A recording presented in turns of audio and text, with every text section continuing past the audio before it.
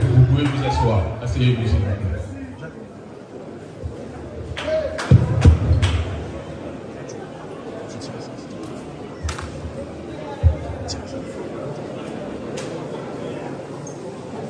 Avant toute chose, j'aimerais demander à chacun d'entre vous que vous puissiez vous applaudir pour le temps durant lequel vous êtes restés présents aujourd'hui.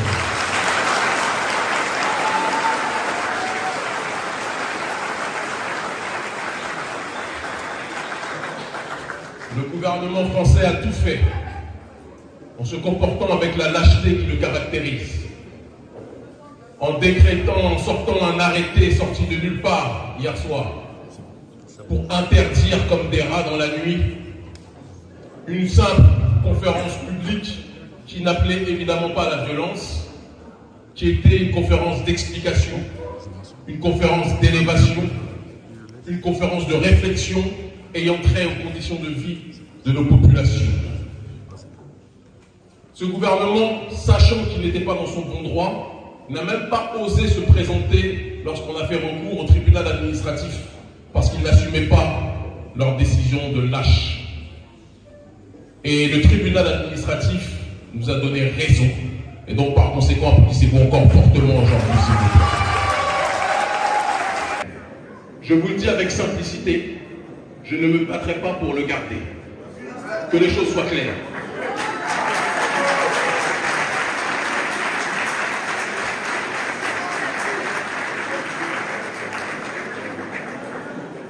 Je veux qu'on soit capable de se désinhiber par rapport à cette histoire de nationalité, parce que c'est un chantage qu'ils ne font pas uniquement pour moi. Ils savent que j'ai la nationalité béninoise et que comme j'ai beaucoup d'amis dans le monde qui sont opposés à l'arrogance du néocolonialisme occidental, j'ai d'autres passeports diplomatiques. Ils le savent. Et les services de police qui sont dans cette salle le savent déjà. Mais vous, c'est vous que l'on vise.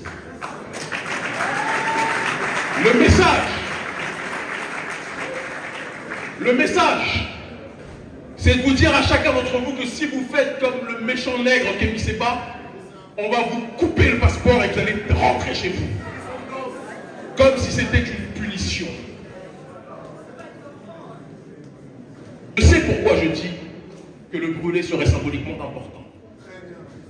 Et je veux que vous compreniez que le faire, si je le fais avant la fin de ce meeting, ce n'est pas pour vous mettre en danger, mais c'est pour accentuer le processus de liberté dans chacun d'entre vous. Parce que c'est une bataille d'idées que nous sommes en train de faire.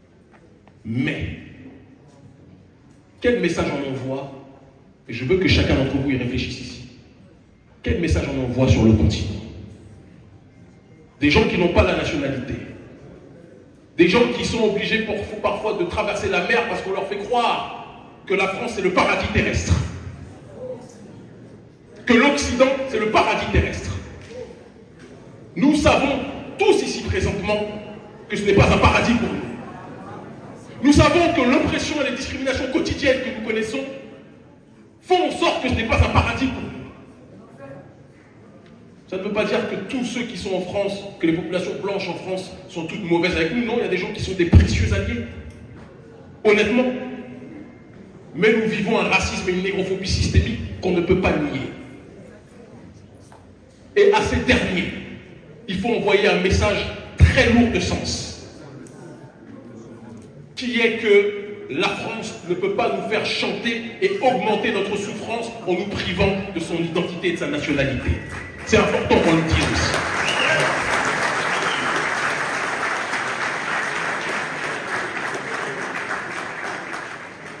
Donc, quand je vous dis,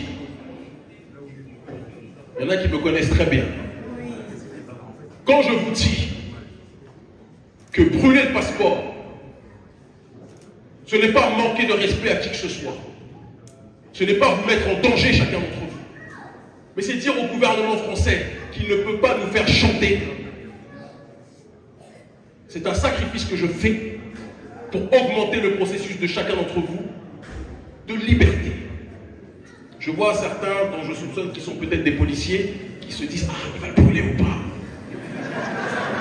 J'ai vu un, il m'a regardé comme ça, il avait les yeux, on dirait qu'il était au parc Disneyland.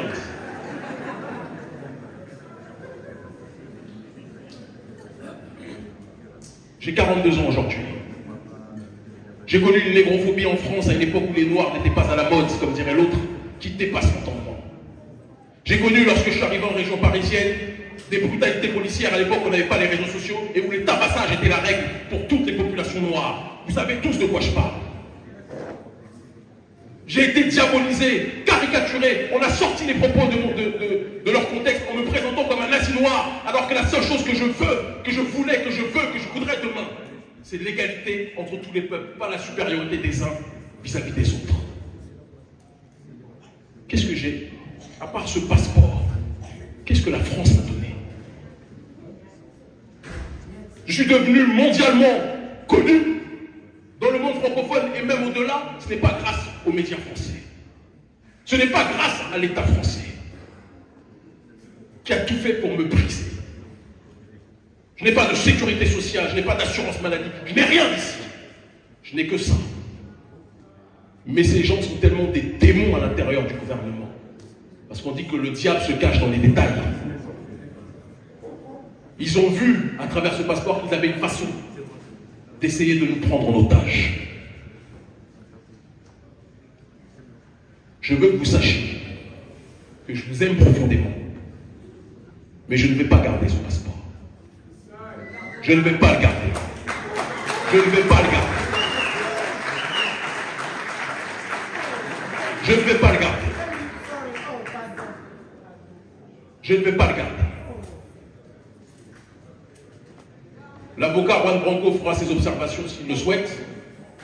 Mais quand le maître, de la même façon que lorsqu'on allait en boîte de nuit et qu'on était recalé à l'entrée en disant non, les gens comme vous, CF, les Noirs, on ne les accepte pas, je ne forçais pas, même si j'avais le droit avec moi, je ne forçais pas pour rentrer. Tu ne veux pas de moi là, je vais créer mon propre monde ailleurs. Et le message qui est envoyé à chacun d'entre vous,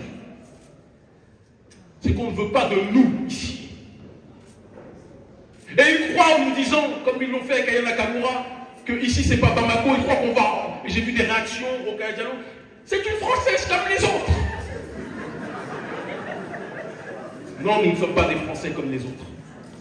Nous n'avons jamais été traités comme des Français comme les autres ici. Nous avons toujours été traités comme des citoyens de seconde zone ici. Et ils croient que nous dire que nous venons de Bamako, du Bénin, de Guadeloupe, de Martinique, c'est nous insulter. Mais ils n'ont pas compris que notre génération a changé son logiciel. Et que là où vous pensiez nous insulter, en réalité vous nous élevez. Je suis très fier des Béninois. Je suis très fier d'être Béninois. Je suis très fier d'être un Africain. Je suis très fier d'être un homme noir. Vous ne pouvez pas me punir en me disant que vous me privez de nationalité. Vous ne pouvez pas me punir en me disant mais tu ne pourras plus venir chez nous, Kémy. On a l'impression qu'on est à l'école primaire. Alors quand on voit Gabriel Attal, en effet, on peut se poser la question si en effet on est à l'école primaire. Votre chantage ne peut pas marcher avec moi. Ne m'en voulez pas. Ne m'en voulez pas.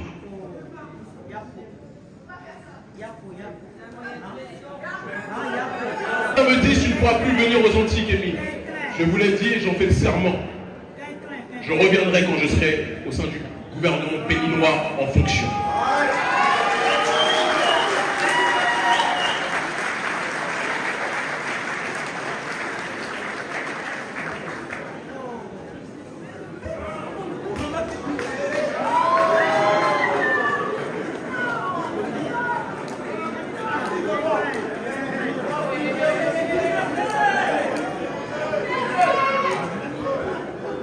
Ça, c'est le passeport.